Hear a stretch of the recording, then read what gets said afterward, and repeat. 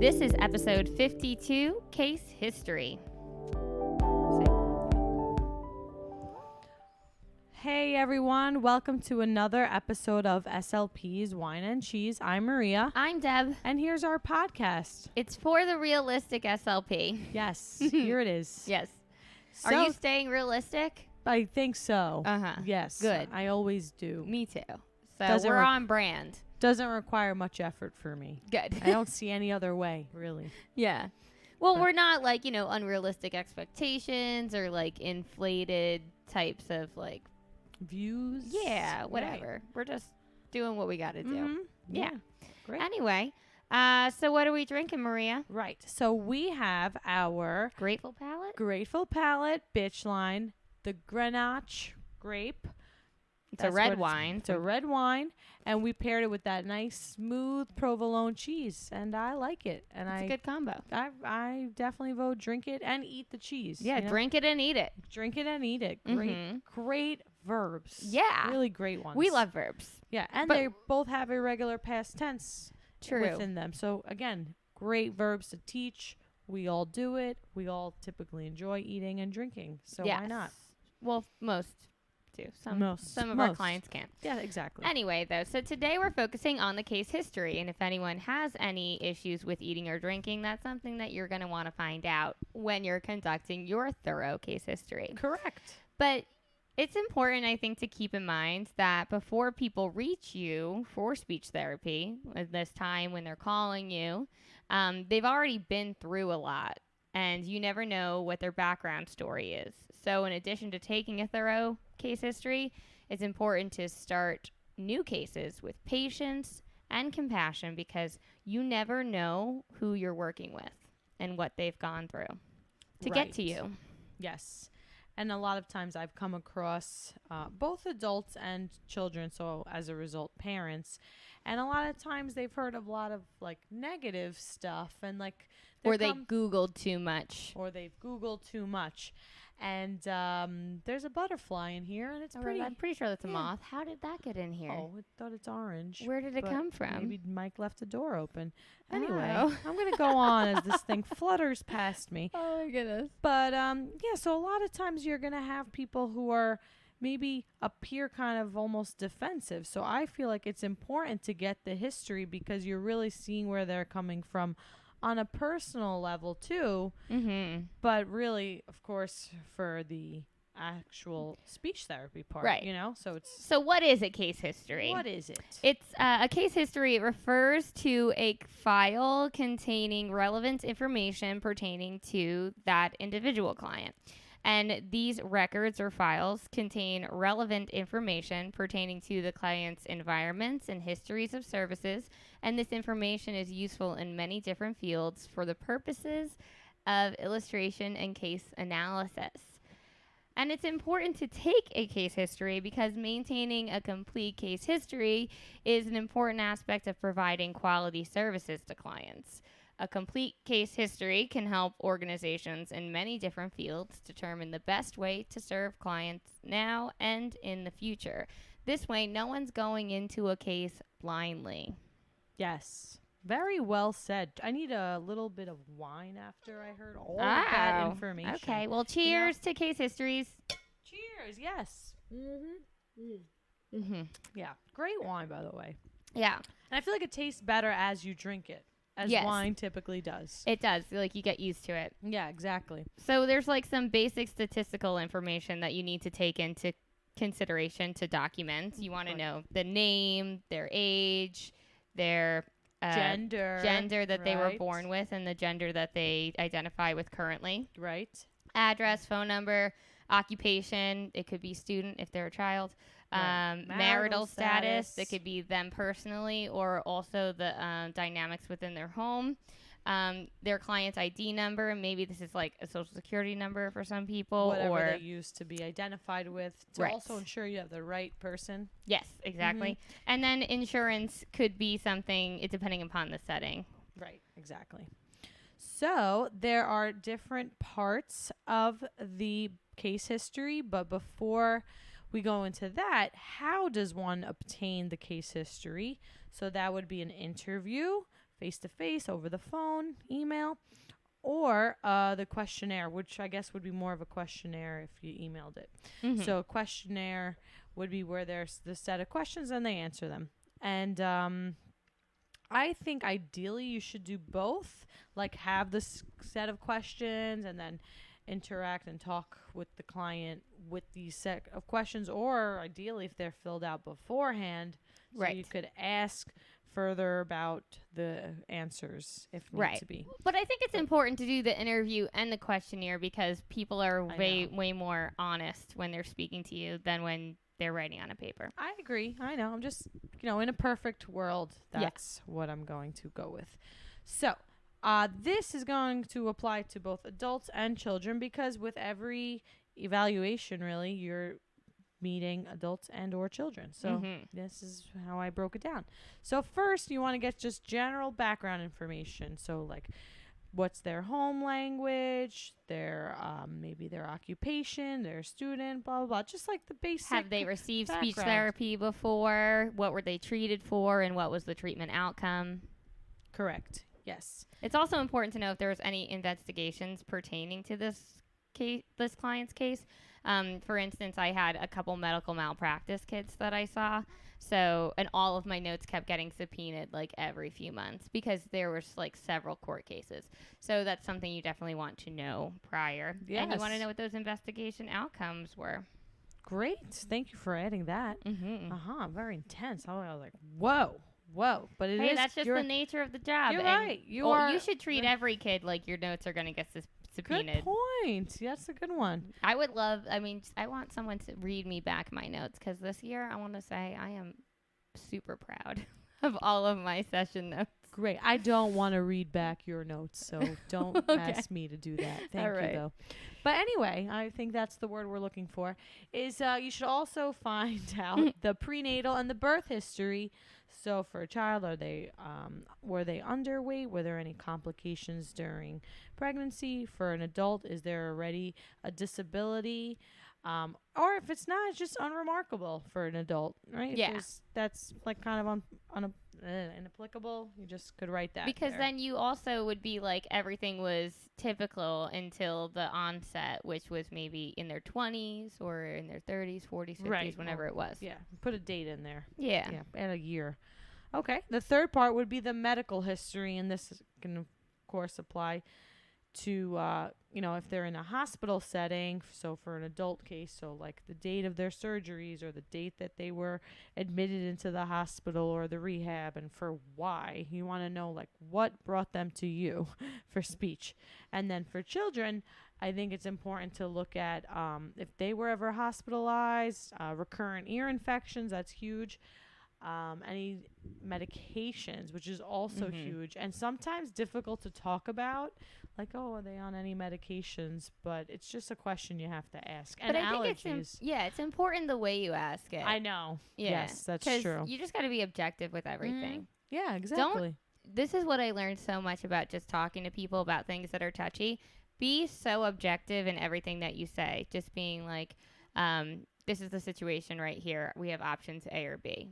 Instead of being like, I know this is hard to hear. Because now it's kind of like you're condescending or like patronizing them a little bit.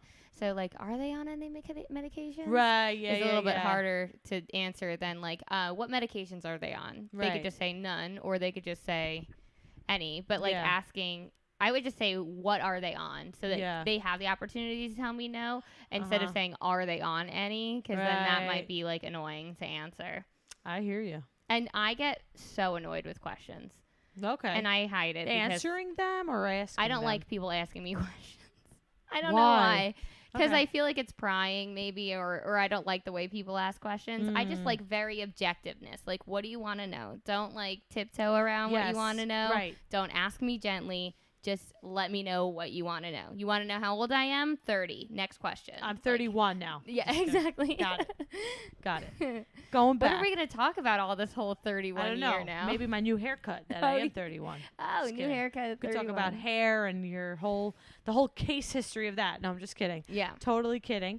And Anyway, reining it back. So the medical history, it's very important, and that includes also allergies too, I would say. Any sort of surgeries, whether somebody had a cleft palate, cleft Right. lip, if they had a tongue Lingual tie. frenulum, there we go. If they brain had surgery, exactly really anything. Anything. Just tell us. We want to know because we broken know hands. What happened? It all affects the communication and the development and everything, really. Yeah.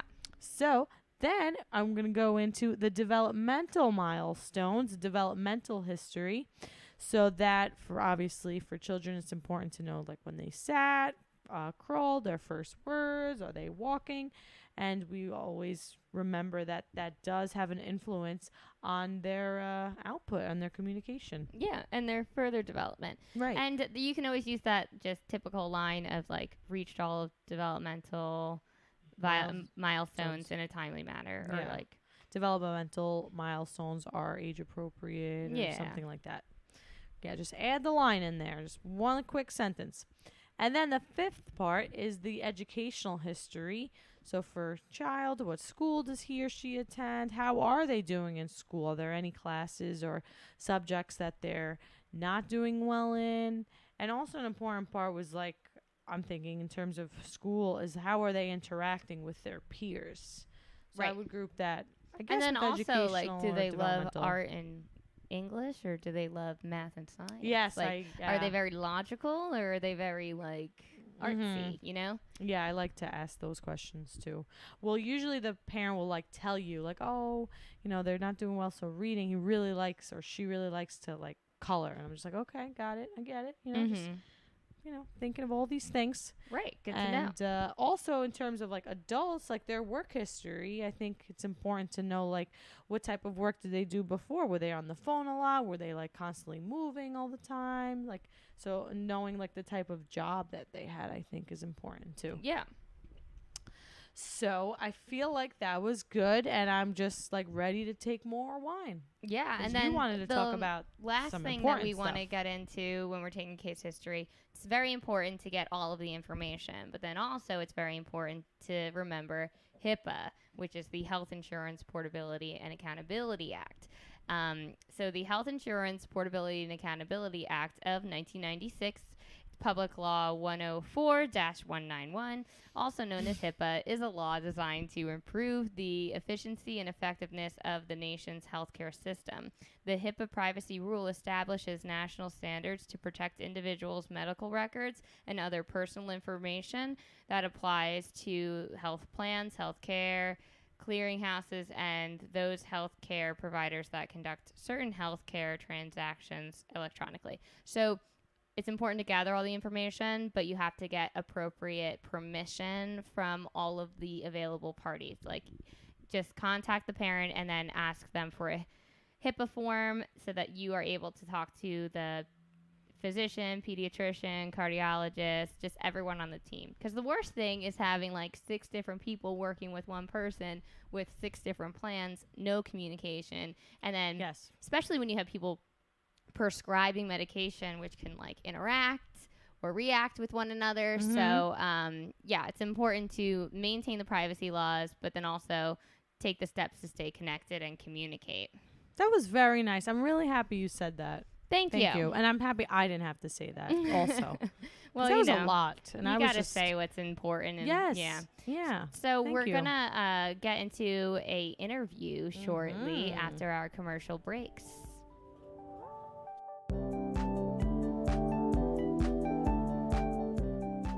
This episode is brought to you by Covalent Careers, a career development company for new healthcare professionals.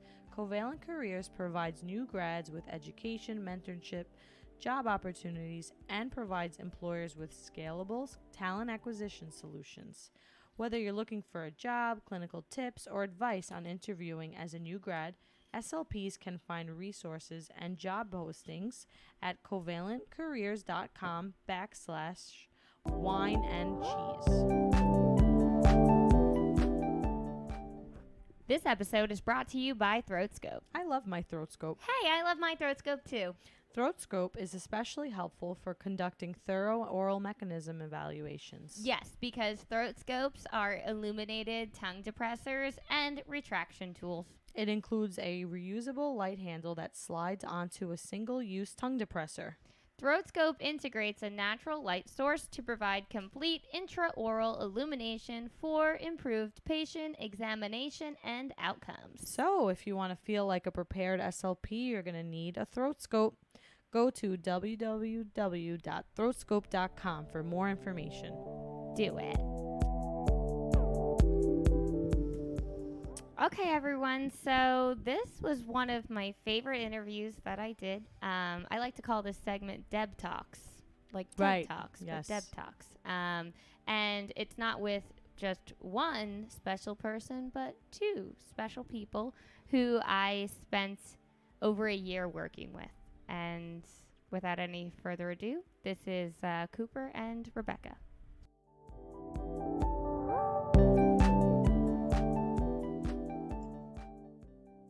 Okay, everyone, welcome to this very special segment with a very special guest. Who are you? Cooper. How old are you? 9. 9. And how do we know each other? You were my speech teacher when I was in pre-K. Pre-K, that's right. Do you remember any of the activities that we used to do together? We made books, speech books. Yeah, And you had 2 speech books, right? yeah, Yeah. What did you put inside those speech books? letter writing. Yeah. And And we used to draw in it too, right? Yeah. Yeah. We spent most of our speech therapy sessions, we were doing a lot of drawing, right? yeah, Yeah, that was fun. and coloring. And coloring, yeah. Do you still have those books? Yes. You do? Yeah, I do. That's great. So why did you have to come to speech therapy? Oh, because when I was born, I had a cleft palate, so I couldn't. I had trouble speaking, so you helped me. Yes, yeah. So you did a lot of speaking still, just sometimes some of your sounds were a little bit harder than others. Yeah. Yeah, but then now you sound fantastic. Thank you. You're welcome. And is school going well? Yes. That's good. I'm happy to hear that. And do you still have speech therapy? No. Nope. You're all graduated. Yeah, in kindergarten, right? And what grade are you going into now? 4th. 4th. And are you playing any sports?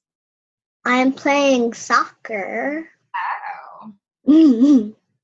Does your team win a lot, or how does it go? Well, today was our last day of soccer for the season. And we won. Oh, fantastic. Great. What position do you play? Today I played center. Midfield. Midfield. I play midfield. Okay. I don't know too much about soccer, but I'm guessing you're in the middle of the field then. Is that right? Middle of the half of the field. There's in the field, there's a divide and there's a circle, and then there are 3 players, and behind those 3 players, that's where midfield is. Okay. Yeah, got it. Makes sense. Well, it sounds like you're doing great, and I hear you're doing really well in school. Yeah, we have another student of the month. Student of the month? Second time this year. What? I was never student of the month. What's your secret? I'm always kind and gentle. That's a good secret. Kindness is magic. It is. So are you going to hang out for our whole interview? No. No.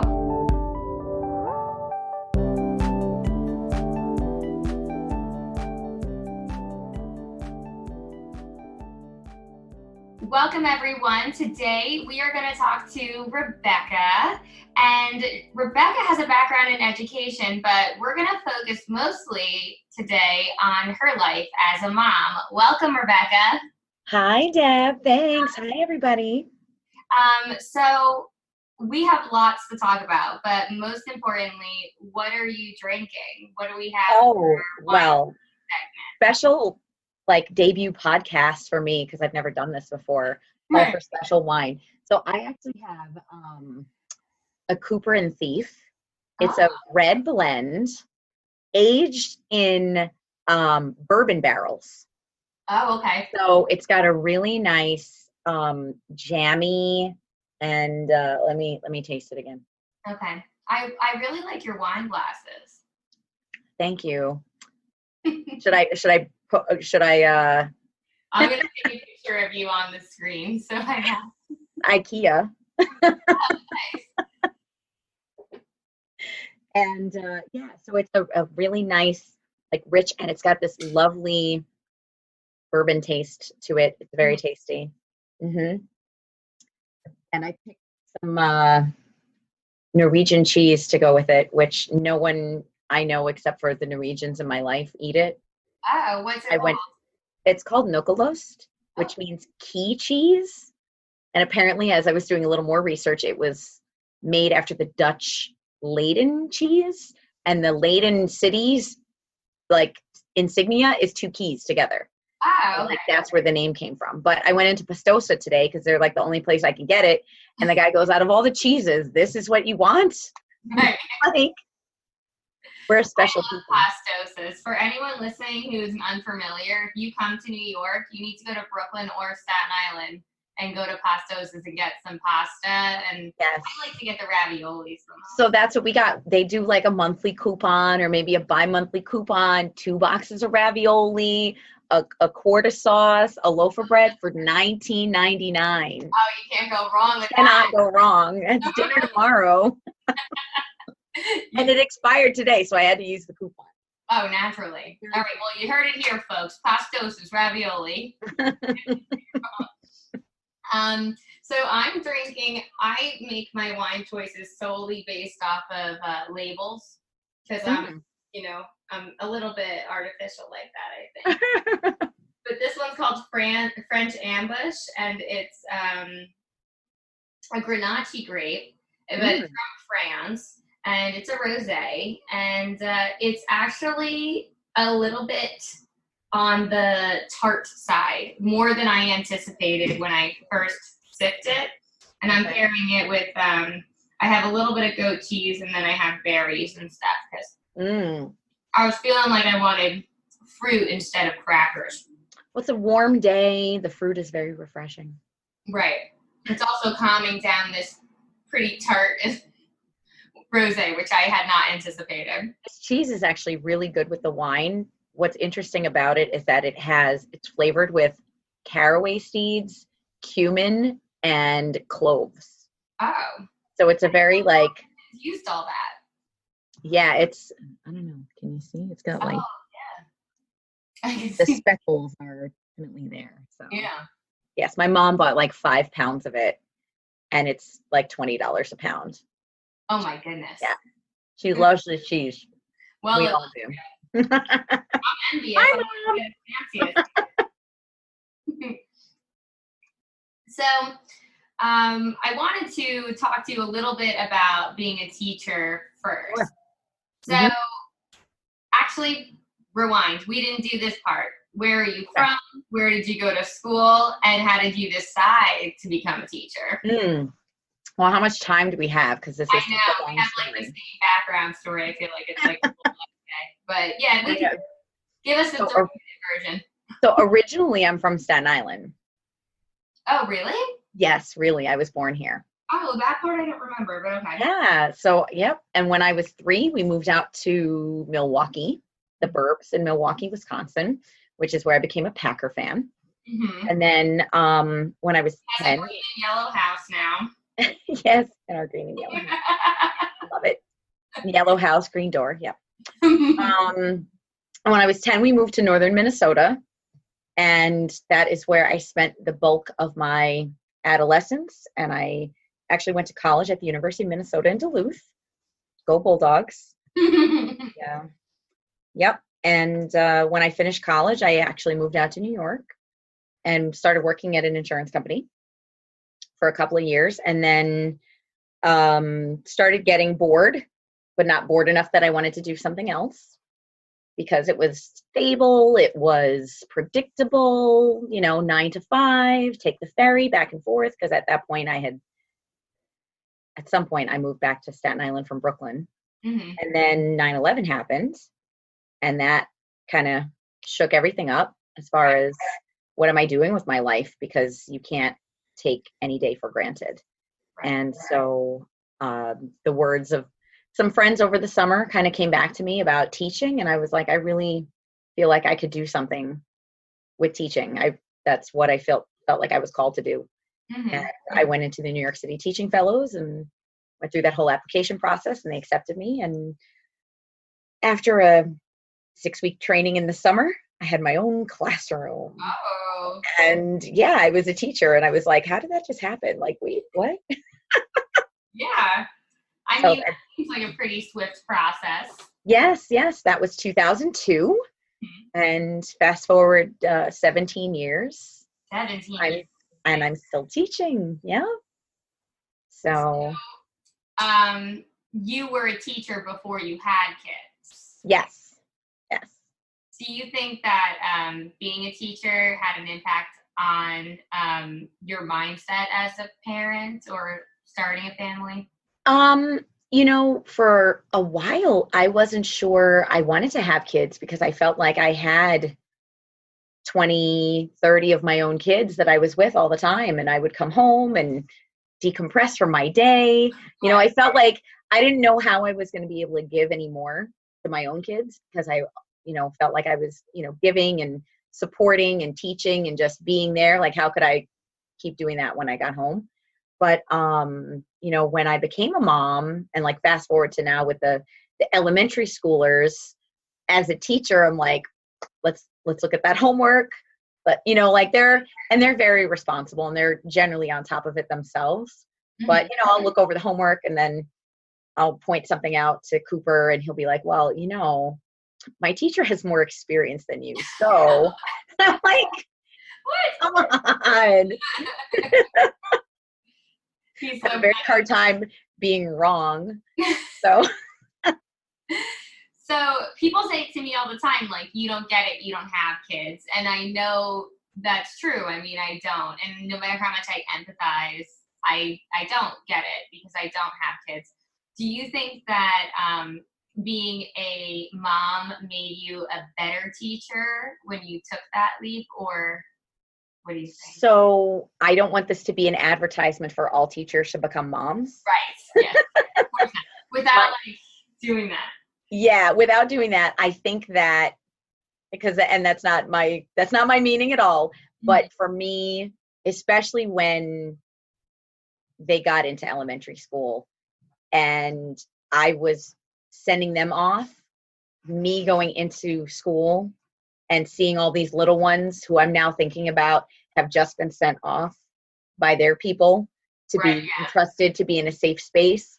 I realized even more how much of a responsibility I had to love my students as best as I could and teach them and take care of them.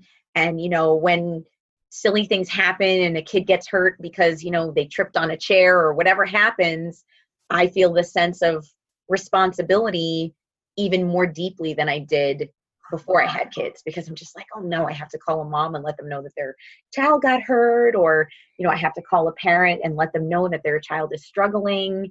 And, it might be for a reason that I cannot overcome in the classroom, and that they're going to have to step in and get some additional services, which, that's touchy, but I have the ability to say, you know what, I'm a special needs mom too. Right.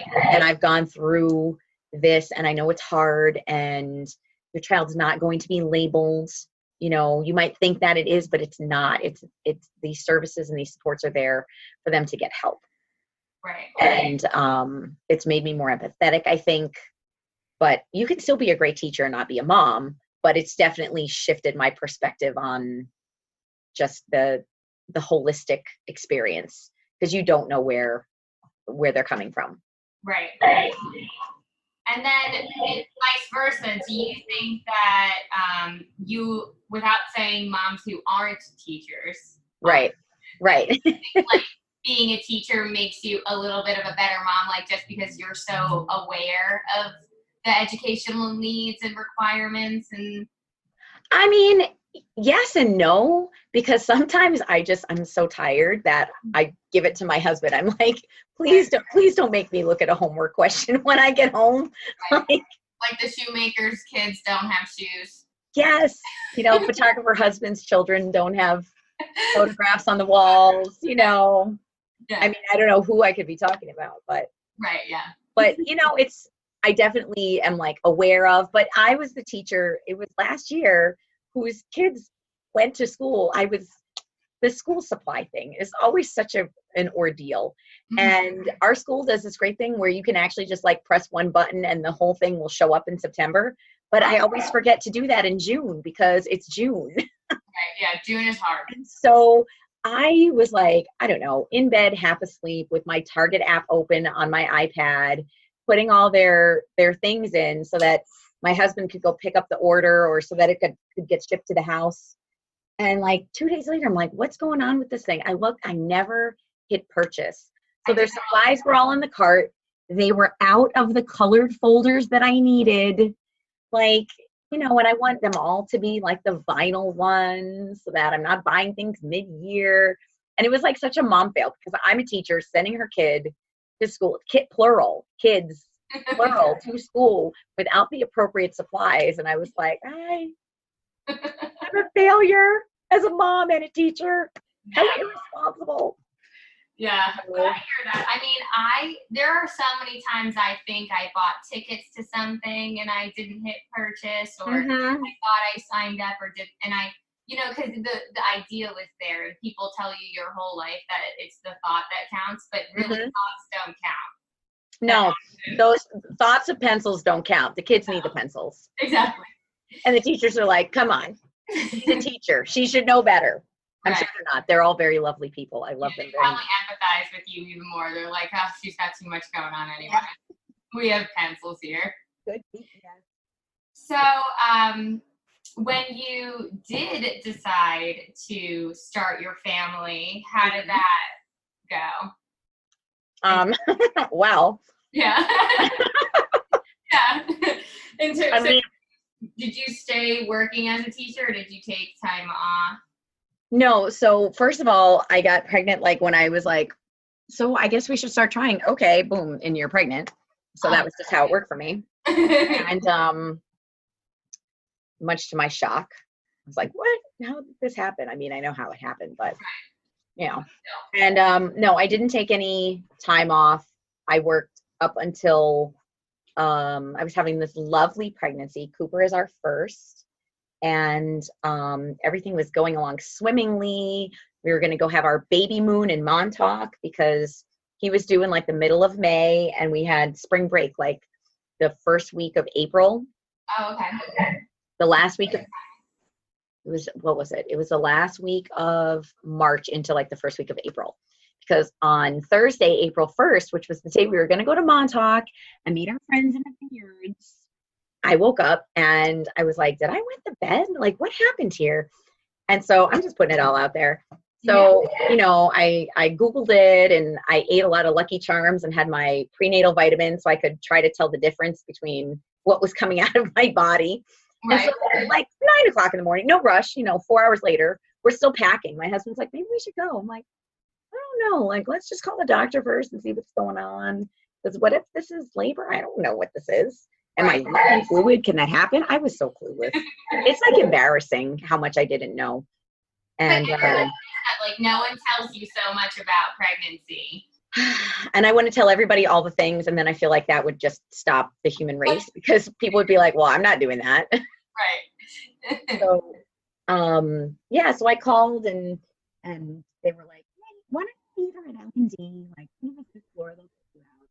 And meanwhile, my sweet friend who I love to death and we're still very close friends, she's sending me pictures like, where are the vineyards? Like, where are you guys? What's going on?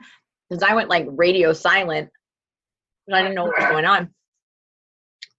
And like they did the examination and they did this thing called the Fern test, which like measures the pH of everything that's going on down there.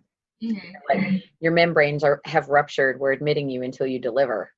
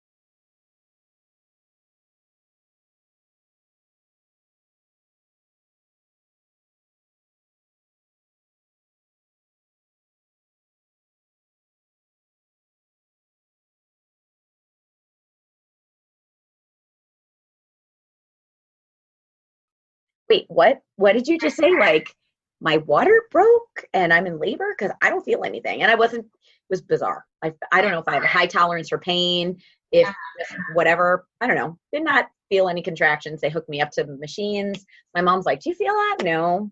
I know. Really? That line's going like wiggly. I'm like, I don't feel that. I don't understand why I don't feel that. And so it subsided, but they gave me like this shot and this, and they're like, you can't eat. And, it's all like very traumatizing and upsetting. And this is probably one of the first times I've ever told the story without like crying about it.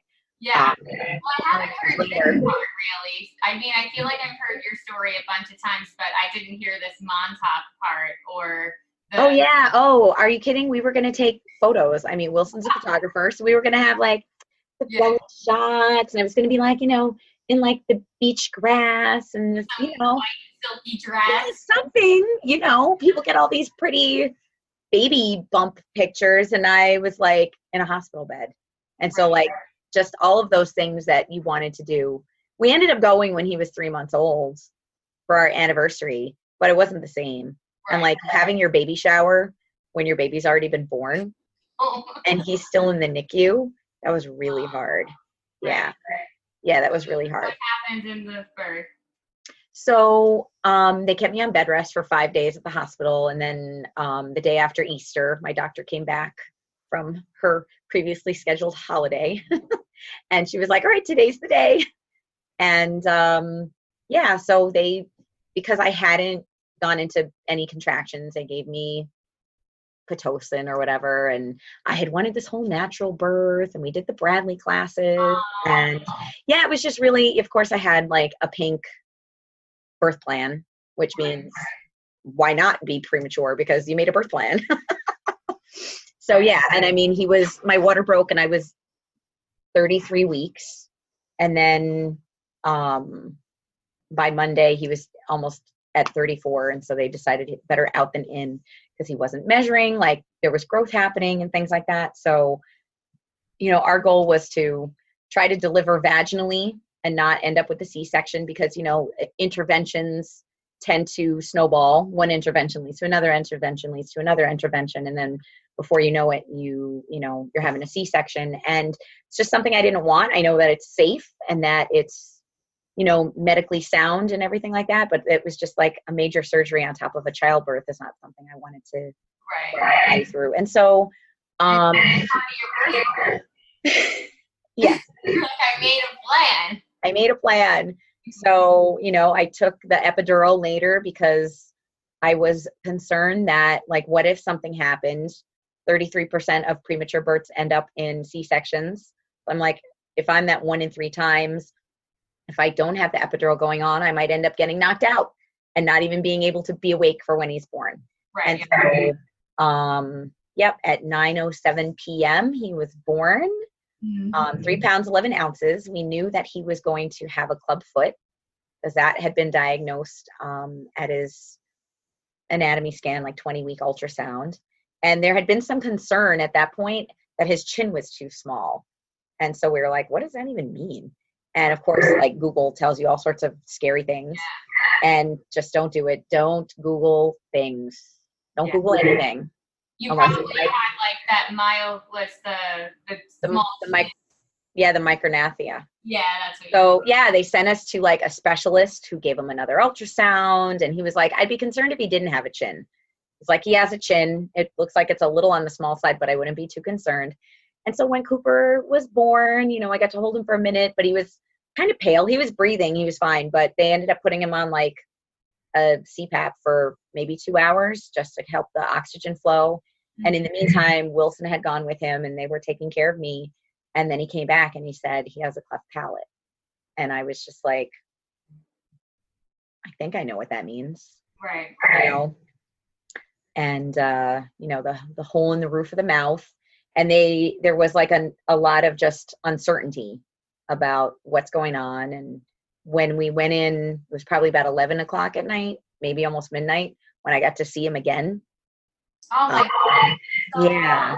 Yeah, it was so long. Like they made me wait until I got to one room it was just, I can't even remember all the transferring and whatever that was, but I got to my own room, and then he wheeled me into the NICU, and he was like on this big square thing. It wasn't even like an isolette yet. He was like under, you know, I think they had already taken him off the breathing machine, but he was just still like there and just so tiny and alone, which was hard that he couldn't be with me. And, but those NICU nurses were amazing. Yeah, my sister's a NICU nurse now. Is she? Probably the same hospital where he was born. Okay. That's awesome. But yeah, so they are amazing, and they're constantly going to get more and more certifications. I hear all about it constantly. Yeah. But yeah, so that's got to be super tough that you didn't even get the chance to hang out with him for that much before. Yeah, that was hard. And then, you know, there was a bit of a misconception, and we didn't know any better, but, you know, we were told like, well, they're preemies, you know, he's a preemie, he needs to learn how to coordinate his sucking, swallowing, and breathing. Yeah. And what I didn't learn for, I don't know, like a month and a half, is that when you have a cleft palate, you can't suck. You're like a vacuum that has a hole in it, and you can suck and suck and suck and suck, and nothing's going to happen. And so I hope things have improved and that we helped improve them. I'm not sure, but, you know, he was in the NICU for almost a week before he got the special needs feeder that I didn't even know existed. And then when we got it, no one knew how to use it. And we were actually petrified that the nipple would fill up with milk. Like, we're like, oh, the nipple's flooding. We thought that he had to, like, no one knew how to use it. Right. So the special needs feeder is like, it's an extended nipple. So like the base of it is a bit longer, and right, you can turn it so that it has different flows. Right. You have, and there's a one-way valve. Mm-hmm. So when you squeeze the nipple, the milk will flood into the nipple, which is what it's supposed to do. Right. Yeah. And then you can then turn it in a different direction to squeeze the milk to feed the baby, because the baby cannot suck. Right. So, and we didn't know that. But he had appropriate lip closure and like that sucking posture. So that's kind of what tricked everybody. Yes. Yeah. I think that's what it was. Absolutely. So, and for the first week, we were using like just regular nipples. And he was born on April 5th. And by the time we saw a gastroenterologist on like May 5th, he told us he looked emaciated, which was really helpful. Thanks for that. But we also were working under the assumption that the hospital had put in the paperwork or done what they were supposed to do in order for early intervention to contact us. Right. So I was waiting for these phone calls. So Cooper was in the NICU for 15 days. At one point they put is it a G tube in his nose for feeding? The NG. The NG tube, there you go. They put that in because they were concerned that he wasn't gaining quickly enough, because he was 3'11", and they were like, he doesn't get to go home until he's 4 pounds. Sometimes they call those feeders and growers, the kids that they keep, because they want to make sure that they're demonstrating growth. Yep. Right. Yeah, the problem is that if we had known how to feed him the right way, he probably would have grown a lot faster. Exactly. So it was, I do remember the SLP coming in and like for the first time, probably 6 days in, and going, wait, you guys don't have this nipple here. Why don't we have this? But also, why did it take that many days? So there's just, it is what it is. And he's wonderful now. And, at the time, I'm sitting there not being able to breastfeed my child, which was huge. I was wearing my pump. I was in the NICU except for like nursing shifts. For me, I couldn't leave unless someone was with him or I needed to go sleep. And, oh, look, I brought my tissues with me. I was a little bit wary about asking you because I didn't want to have to like bring you back to this place where. It's okay. No, because I feel like, what I've gone through can help people. Right. And it has. A friend of mine actually her daughter was born with a cleft palate only, similar kind of thing. And I was able to help her out. And I actually, this is pretty awesome, actually. Medela, the breast pump company, they're the ones that make the special needs feeder. And, you know, there was really no place, I didn't know where to get this stuff. Like, it's a medical supply, and not all the medical supply places carry it. They carry stuff for old people. They don't carry, you know, they don't carry stuff for babies. And so I had called them, and I was talking to this woman, and she was just amazing to me and so helpful. And I had just asked for like 1 or 2 extra nipples, because they wear out. I mean, nipples on any bottle will wear out. And so she sent me this whole beautiful package of stuff, and I was just overwhelmed by that. And of course, I opened this box and you know, completely free. And I looked up how much it would have cost, and I was like, this is amazing that they did this. Right. Fast forward, let's say 5 years, give or take 6 years, and my friend has a baby. I call Medela to find out about this, and I'm telling her the story and saying, you know, somebody helped me, and she was so wonderful, and she did X, Y, and Z. And the woman gets choked up on the other end of the line. She goes, that was me. And so I got to like thank her. Like, he's fine and whatever, but just like one less thing to be stressed out about. Right. Yeah. And like I said, to know who to call or figure out who you're calling, you know, it was just, there was a lot of stuff going on. But that special needs feeder, it used to be named something after like the person who invented its last Haberman, the Haberman nipple. Mm-hmm. Right.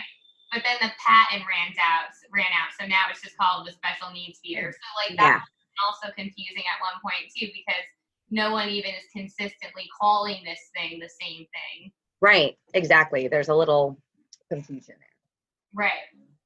So you got the special needs feeder, and you figured out how to use it, and now he's doing better?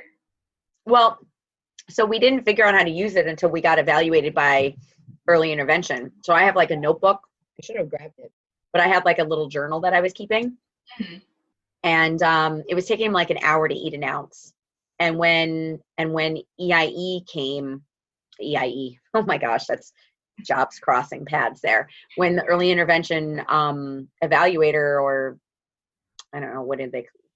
Yeah, the evaluator. Yeah, she came and she was like, she said, well, why are you doing that? And we're like, well, he needs to, that was when we learned he didn't know how to suck.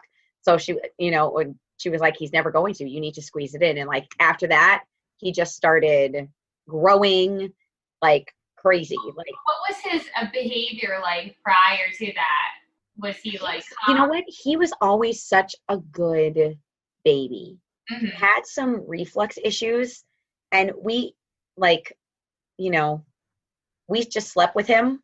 Like, we had a little co-sleeper thing next to us, but he was so tiny. We would have him just like sleep on our chest for, you know, nap here, nap there. And, you know, people say what they will about co-sleeping, but you know, my baby's survival is what I needed to do there. So like, I was close to baby wearing as I could get. I didn't know baby wearing then. Like three kids in, I'm like a baby wearing pro now. I wish I know like all the things that I know now with my like, you know, late term, like my baby who's born a week late and bigger than twice as big as Cooper was. Right. You know, I wore her all the time. Like I knew all these things.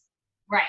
But yeah, so he was just, aside from the reflux that we were trying to figure out, we tried this formula, and I was still pumping, but because I didn't know how to pump, like I didn't know that I should be pumping every time he should be eating, like really every 2 hours, not, oh, well, if I go, 4 hours, I'm going to get a 4-ounce bottle, right. Which is your body works in supply and demand. And so if you pump every 2 hours, you're going to get more. And so if you go 4, then 5, then 6 hours, your body starts actually slowing down production and your supply tanks. Because I went from like mostly breast milk and a little bit of formula to, by the time he had his surgery, mostly formula with a little bit of breast milk.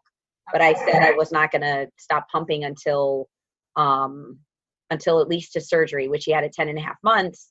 And for a cleft palate baby to not have an ear infection, I was, I'm thinking maybe it had a little bit to do with the breast milk. Maybe. I don't know. That's what I'm going to tell myself anyway, because that was like, that's a whole other ordeal of, pumping on your lunch and the craziness. But yeah, so in the summer when he was around 3 months, right around when we went to Montauk, actually, for our delayed baby moon with a 3-month-old little munchkin who was about 6 pounds at that point, maybe. We had a speech, she's a speech therapist, but at that point it was really, feeding therapy and things like that, and showing us different things to do and engaging him. And we always, have been very engaged. We firmly believe that you need to talk to kids like normal people and not baby talk. And, he was always very verbal. I don't remember delays in that at all. When I met him, there were no delays. No, exactly. He had so many words, those plosive sounds, and things would get a little mushed up and very nasal. I was watching a video from the other day, and his tiny little voice was like, oh. Right. So, yeah. So he got the repair at 10 months old, and then you had early intervention for feeding and swallowing. Mm-hmm. But when did you start getting speech therapy for speech sound production?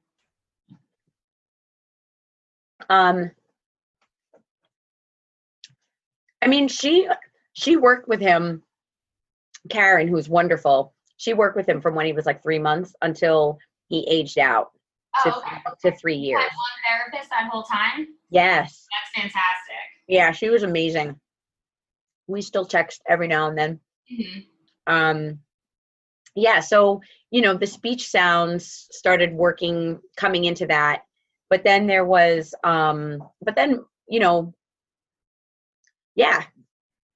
So I would say like a year, 18 months, she was doing sound production type things with him.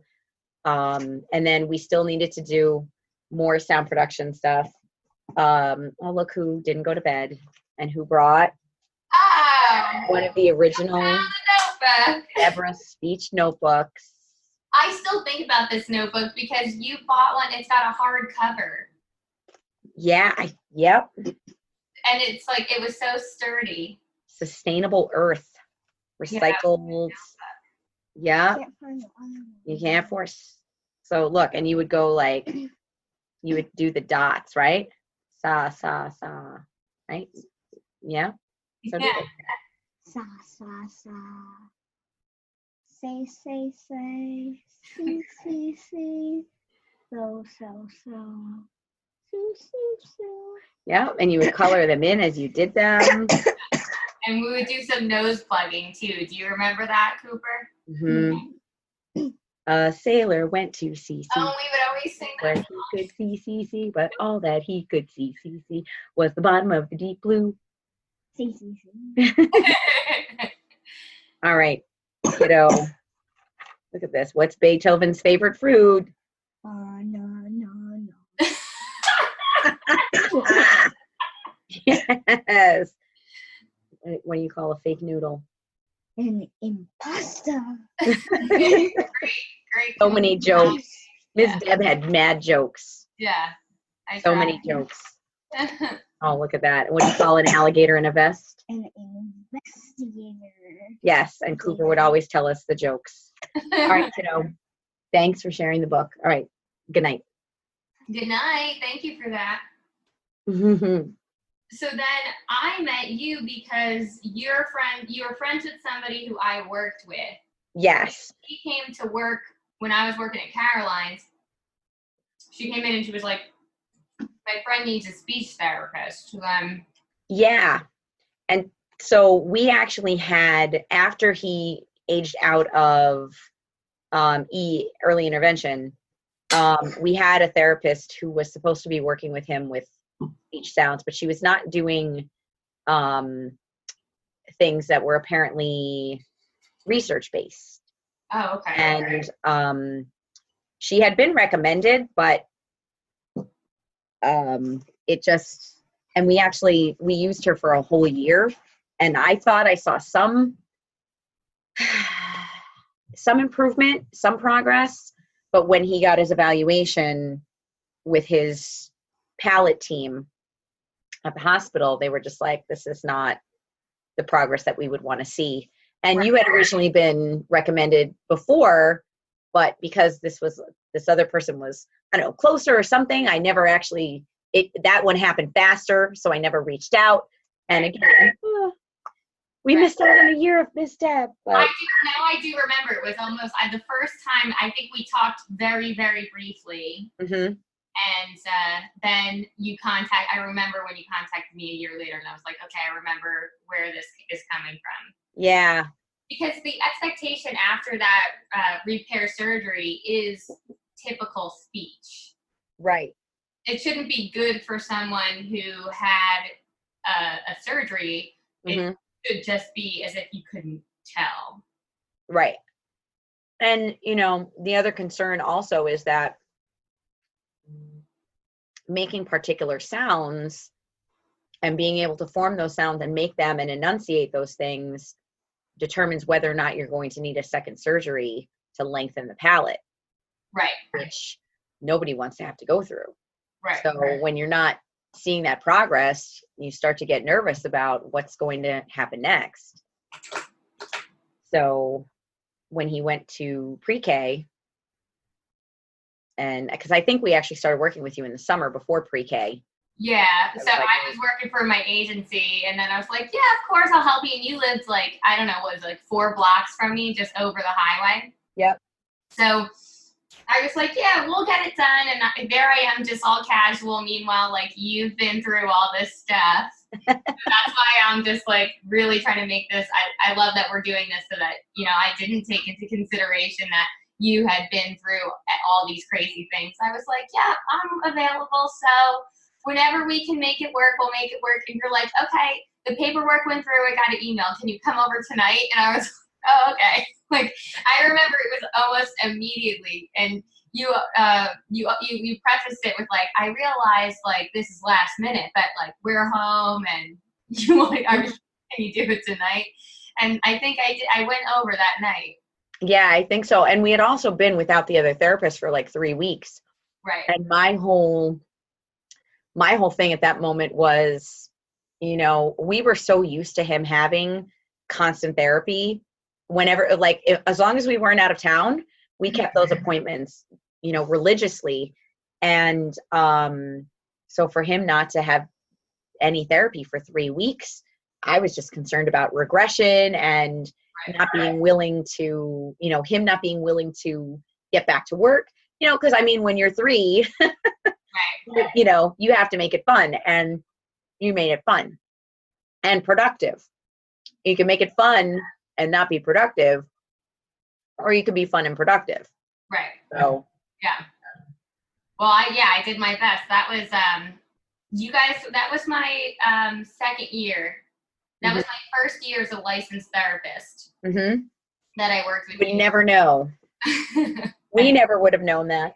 Yeah, it was. It was like it was like right when I got my license, because I started in June the year before with my CM. That's like your first year. And then, so then in that year, then I would go to his preschool, and then I found out mid-year, he whispered in my ear that his mom was going to have a baby. And then that's when you guys moved back. You moved from Brooklyn. So then we ended our year with, you were still going to doctors in Brooklyn. So I was meeting you, like, we're doing speech in the waiting room. Yes, there, we did that. We did the library. The park. Yep, we went to your apartment a couple of times. Yeah, we just, kept it going until it was I think we even got an extension. I don't know. Did we get an extension? I feel like we went long. Like we did it till as long as you could. Yeah, I want to say we went like up until September before he started kindergarten. Right. And so then when he started kindergarten, he was in the public school system here, local school. And I want to say by January, February, they were telling me like he needs to graduate from speech. He doesn't need it anymore, which, I sort of approached with trepidation. I think I texted you like, you're telling me he's done. What do I need to fight for? Like, am I fighting for anything? And so as an educator, let me put that teacher hat back on again. Every time one of my students leaves the classroom for services, they're not getting the lesson that I'm teaching. Right. There's no time in the day for me to take them to the side and give them this particular lesson. And I don't know if that's the lesson that's happening in the speech room or not. And that was one of their concerns, was that, that he would not be make sure that everything you're doing is only helping and nothing is hurting. Right. If you're going to like unnecessarily pull a kid from a class and Right. cause them to not be able to get that information, then you better have a very good reason. And when we started, he did present with a bunch of distortions and omissions and substitutions Right. of sounds. But by the end, he sounded beautiful. I thought he was so clear. He really took to he was so, what I remember, like so coachable. Like you told him what to do, he understood and he applied it.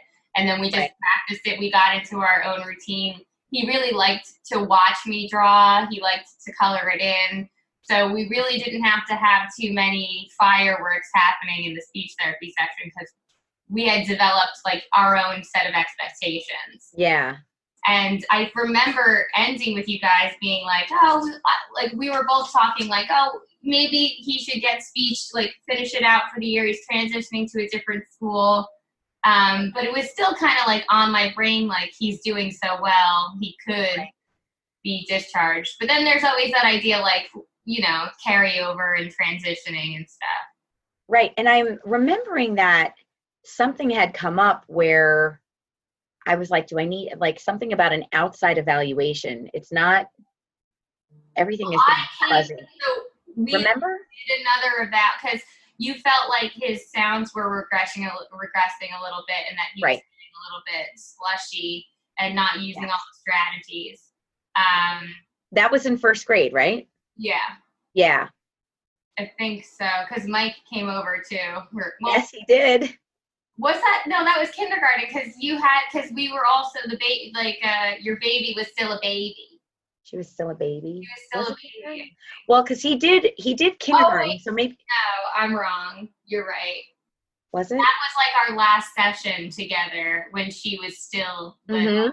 And you guys were talking about Sopranos. Now I'm remembering it. Okay. Then a year later, because both times we had dinner. So I kept Yes. Yeah, but I remember being a little concerned about that because, one of the things that has stuck with us, even today when I told Wilson that Cooper was going to come down and talk to you for a couple of minutes, he was like, loud and proud, Cooper. And we say that to him all the time because compared to Connor, son number 2, the words flow so much. And I don't think it has anything to do with the cleft palate. It's just Cooper's personality where he's a little bit more reserved. Right. Whereas Connor is just more like me and all the words will come out. He has just from the day I met him been like the silliest kid I ever met. Your middle child. Yes. And guess what? Then this happened. And he he was so good at, like, he's 2 years old, he's retelling stories with a distinct beginning, middle, and end. So, like, Yes.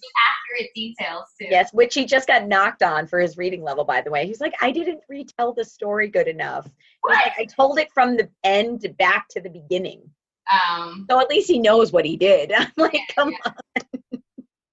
Was that like those F&P? Was it an F&P test? Yeah, it was F&P. I can't stand the criteria for that.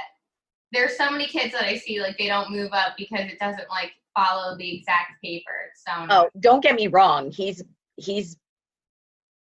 above and beyond, but you know, of course, mom, the teacher, and mom, this mom is like, wait, you didn't get like one more? Like, what kept you from the next one? Not that I'm knocking him for what he did, because I'm so proud of him for where he is. But you know, part of me is like, well, what's the next step? Like, why? What did we miss? Right. So that we can work on it, you know. Yeah, he's gonna be a creative writer one day. That's a lot of good stories start from the end, just like our episode. We started from the end with we did right now, and yes. then we went back to the beginning. Yep. So that was just great storytelling on his part. Yes, it was. It really was. So yeah, your story. I mean, you give me goosebumps every time I hear it. And yeah, I really hope somebody listens to this and that they find relief in it. I'm wondering, to end our episode, do you have any inspirational quotes or mantras that you want to leave anybody with? What do you tell yourself every day? Or, you know, do I tell myself anything every day? I pray a lot. More than I did.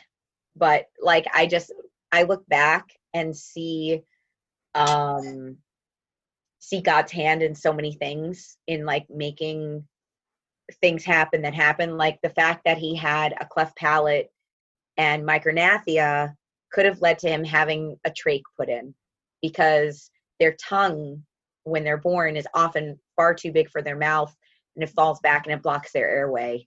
And he had a massive tongue tie. when did you get that remediated? He was taken care of when he had his cleft surgery. Okay. So I think that he may actually even be able to get more. He probably is still tied a bit, but it was very far forward. And I'm like, God knew that I could handle a club foot and a cleft palate, but a trach would just be too much. So I'm just like, wow. You know, when you just look at these things and how just, you know, one choice to the next, how we didn't have to worry about it. Because even then, not knowing what I was doing and not knowing what we were doing, we were still doing the best that we could and making the right decisions. And it was working out the whole way. So, I mean, you know, the early intervention social worker, maybe, when I at one point she'd asked me, like, would we have more kids? You know, and they come from a community where they have a lot of children. And I said, yeah, you know, and he was still little. And I said, yeah, I'm not ready yet, but I would. And she was like, even with all this stuff, I'm like, yes, I would just know what to do better. Like, I would know what to do and I would know how to do it better. And so that just sort of prepared me every time. You know, my whole thing is life happens and it is what it is. And you just have to like take it and do the best that you can with what you know, and not be afraid to reach out to people, and also not be afraid to just tell all your stuff and be real with people. And, you know, it makes me really proud of Cooper when none of his teachers are ever aware that he ever had a cleft palate. Right. And that was a speech thing was a problem for him.